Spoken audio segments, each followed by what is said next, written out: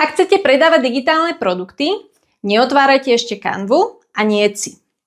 Nepotrebujete hneď web stránku ani príspevky na sociálne siete. V dnešnom videu vám poviem, čo je ten úplne prvý krok, bez ktorého sa žiadny digitálny produkt nebude dobre predávať. Volám sa Petra Rusnáková a digitálne produkty úspešne vytváram a predávam už od roku 2016. Pre môj projekt Som handmade tvorca som vytvorila množstvo e-kníh, plánovačov, šablón, kurzov, ktoré pomohli už tisíckam ľudí. Ak chcete vedieť, ako vytvárať digitálne produkty, ktoré sa budú predávať dlhodobo, ste tu správne. Veľa ľudí spraví tú istú chybu. Otvoria Canvu a idú tvoriť digitálny produkt. Pretože to videli na internete. Ale až neskôr si uvedomia, že vlastne nevedia, aký produkt majú vytvoriť a pre koho je ten produkt určený. Alebo si založia obchod na Etsy, nahrajú tam niečo a čakajú, že sa to začne predávať. A keď sa nič nedeje, povedia, že to nefunguje a digitálne produkty sú podvod. Pritom by stačilo spraviť jeden dôležitý krok. Ešte pred tvorbou samotného produktu. Tým prvým krokom je výber témy a cieľovej skupiny. Inak povedané, čo bude obsahom vášho produktu a pre koho je presne určený.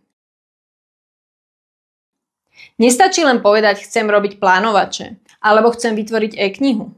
Musíte vedieť, komu tým plánovačom alebo e-knihou pomáhate. Napríklad, plánovač pre dospelé športovkyne je niečo úplne iné ako plánovač pre stredoškoláčku. E-kniha o pestovaní na balkóne má inú cieľovú skupinu ako e-kniha o pestovaní v záhrade. Digitálne nálepky pre učiteľky sú iné ako nálepky pre deti alebo pre podnikateľov. Až keď toto viete, má zmysel uvažovať, ako bude produkt vyzerať, kde ho budete predávať a ako propagovať. Začnite tým, že si položíte otázky o tom, čo vás skutočne baví a v čom ste dobrí. Kedy ste naposledy stratili pojem o čase, pretože ste úplne boli pohltení nejakou činnosťou. Aké témy vás fascinujú natoľko, že by ste mohli o nich hovoriť hodiny. Môže to byť niečo, čo ste sa naučili v škole, v práci alebo sami. Možno ste expertom na históriu alebo ste skvelá kuchárka. Vyberte si takú tému, ktorá súvisí s vašou prácou, koníčkami alebo životnými skúsenosťami. Tému, o ktorej viete hovoriť s nadšením, rozprávať hodiny. Baví vás a ľudia z vášho okolia si od vás v tejto téme pýtajú rady. Každý z nás vie niečo, čo sa iní chcú naučiť. Keď objavíte svoju tému, prvý krok máte hotový. V mojej e-knihe Ako vytvoriť a predávať digitálne produkty nájdete pracovné listy, ktoré vám s výberom správnej témy pomôžu. Druhým krokom je výber cieľovej skupiny. Pre akú skupinu ľudí budete digitálne výrobky tvoriť? Nesnažte sa určite osloviť všetkých. Čím užšia cieľová skupina, tým lepšie.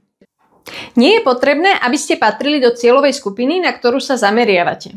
Ale určite to má svoje výhody. Napríklad, aj z vlastnej skúsenosti viete identifikovať prípadné problémy. Viete sa vždyť do pocitov ľudí, ktorých trápi konkrétny problém. Ak ste prešli rovnakou cestou, viete ľahko vytvoriť správny postup. A čo ak do tej skupiny nepatríte? Stále môžete vytvoriť výborný produkt, len budete potrebovať viac prieskumu. Pozorujte ľudí, pýtajte sa, čítajte recenzie, komentáre a skúmajte, čo riešia.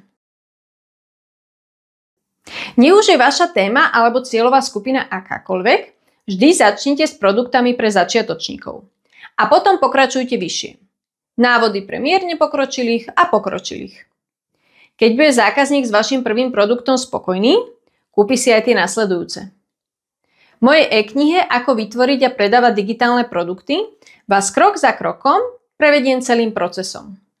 Od výberu témy, cieľovej skupiny, tvorbu až po predaj a propagáciu. Má 92 strán, pracovné listy a nájdete v nej aj moje osobné skúsenosti z 10 rokov predaja digitálnych produktov. Ak si chcete ušetriť kopu pokusov, chýb, odkaz nájdete v dole pod videom. A ak vás zaujíma tvorba a predaj digitálnych produktov, nezabudnite dať odber.